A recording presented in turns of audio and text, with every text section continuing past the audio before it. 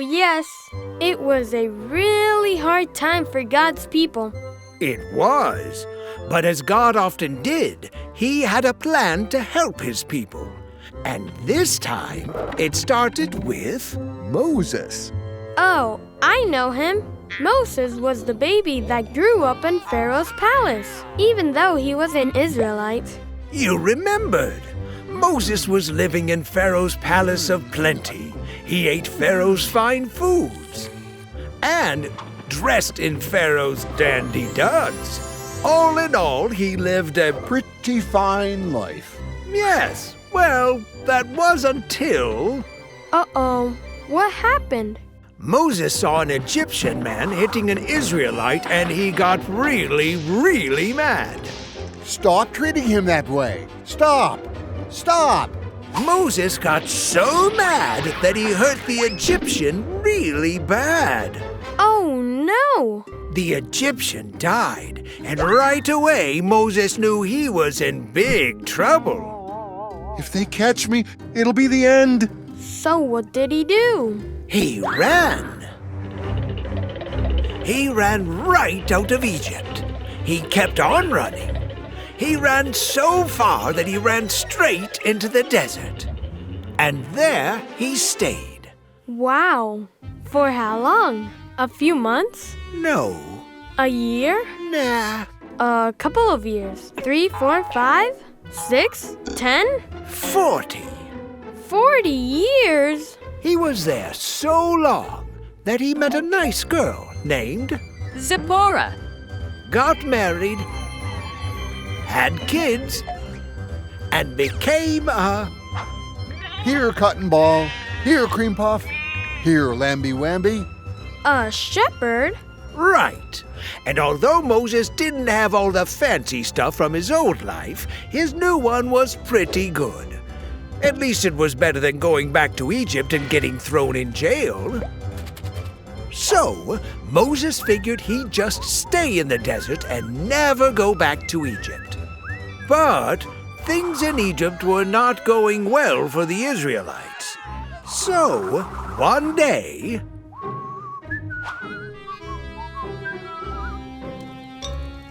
Huh? What's that? Moses saw something weird. A bush was burning, but it didn't burn up. What do you mean? The bush just kept burning and burning. And then, if that wasn't weird enough... Moses. The bush spoke? Only it wasn't the bush speaking, it was God. Take off your sandals. You are standing on holy ground. I have heard the cry of the Israelites. It is time to save them and bring them to the land I promised. Well, that sounds like a good idea. I want you to lead them. Well, that sounds just... Excuse me? Go to Pharaoh and tell him to let my people go. Me? Moses went on to explain to God why that was not a very good idea. Although he was important before, he was a nobody now. He wasn't very popular in Egypt after a man had died and it was his fault. Pharaoh wouldn't listen to him and people wouldn't believe him and... I'm not a great public speaker. No. I will go with you. Hold out your staff. But... So God turned Moses' staff into a snake. Ah! And then back into a staff. Will you do cool stuff like that in front of Pharaoh? Yes, and things even more amazing than that. So what did Moses do? What could he do? He knew God was calling him to do a special job. He knew God promised to go with him. So, Moses picked up his staff, and he and his family started walking back to Egypt to do what God asked him to do. And God went with him. Yep, he sure did. After 400 years in Egypt, the Israelites were Finally free! Yippee! Wow, they must have been so excited. They were. Until, well, they ran into a problem. The Red Sea. Look at all that water! Uh-oh. Pharaoh's coming after us! We're trapped! How are we supposed to get across? How did they get across? God showed up to help. He did? Yes, God pushed the water aside, and the people walked right through. Yay! Once they were safely on the other side of the sea, Moses raised his staff, Uh-oh. and the waters came crashing back down. Now they were finally free. Yes, but they ran into another problem. Uh-oh. What kind of problem? We're hungry, and we don't have any food to eat. Oh no! What did they do? God sent birds for meat. And some flaky stuff called manna for bread. I don't know what this is, but it sure tastes good. They must have been happy. They were, until... Now we have all this food and no water. Yeah! Where's the water? So, God told Moses to hit a rock with his walking stick, and... Look, a fountain of water came out of the rock. Let me at it! Move out of the way. No! You move out of the way! Uh-oh. Sounds like another problem.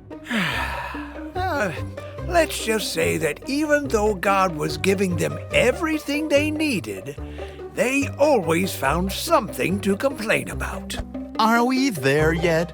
It's hot. I'm tired. We should have stayed in Egypt. I have to go to the bathroom. I'm hungry. Do we have different food? Are we there yet? Yeah! Why aren't we there yet? Wow. They were really complaining. They were. But why did they have to be in the desert for so long? Because God wanted more than just to get them to the new land he had promised. He wanted to make them a new nation too. A holy nation whose king was God himself. Well, they sure seemed grumpy. Yes, and they would be taking their grumpy hearts into the land of promise. And God wouldn't have that. You see, even though they were the children of Israel, they still sinned. And remember, people who sin can't be close to God. Because they turn away from him. Right. So God told Moses to go to a mountain called Mount Sinai. We need to talk. Why did God do that? God knew the Israelites needed help, but this time it wasn't in the form of water or food. If they were going to be God's holy nation, the Israelites needed to know how to live. They needed rules. Rules? Lots of them. God started out by giving Moses 10 really important rules. So important that he carved them into stone. Big stone tablets. The 10 Commandments. Oh, I've heard of those. And they're just as good for us today as they were for the Israelites so many years ago. Here's commandment number 1. You must not have any other gods except me. Why did God say that? Well, Egypt had a lot of pretend gods. And when the Israelites lived there, they started worshiping those gods instead of the true God. So, God made it clear that he was the only God that they should bow down to. I see. What's the next one? Do not make any idols. In the ancient world, an idol was usually a small statue that people treated like a god. So God said, Stop worshiping idols. And what does the third commandment say? Be careful how you use my name. God's name deserves respect. The Israelites were to use God's name seriously, and only when they were talking about Him. For sure. I understand. The fourth commandment is, Remember the Sabbath day. God wanted the Israelites to take one day each week and give that day to Him, as a reminder that everything they had was from God. Is that like the day we go to church? It is. Having a special day of the week to rest and honor God is important for us, too. Let's look at the next one. Honor your father and mother. I think I know what that means. It means to respect Mom and Dad. Right. It means to listen to them and respect them. This makes God happy. Number 6. Do not murder anyone. There was a lot of murder in the ancient world. Oh, that's bad. Very bad. God didn't want murder in His nation. Number 7. Do not be guilty of adultery. Adultery is when you take someone else's wife or husband and act like they are your wife or husband. It's sort of like stealing, and it breaks up families. That's bad too. It is, and that's why this is so important to God. Speaking of stealing, commandment number 8. Do not steal. I know that's wrong. It's never right to take something that doesn't belong to us. What is commandment 9? Do not tell lies. Well, that's very clear. God doesn't want us to lie to get ourselves out of trouble or to get other people into trouble by saying things that aren't true. And the last one of the 10 Commandments is, Do not covet. What does that mean? to covet means to want to take. If you covet someone's bike, it means that you want to take it from him. But God wants us to be happy with what we have. Be happy with what you have. Right, and those are the 10 Commandments that God carved in stone. Rules that showed the Israelites who God is and what it looked like to live His way as His holy nation. So were those all the rules that the Israelites needed? Well, not quite. You see, as God's people grew, so did their problems. And it wasn't long before God had more to say about how to live His way.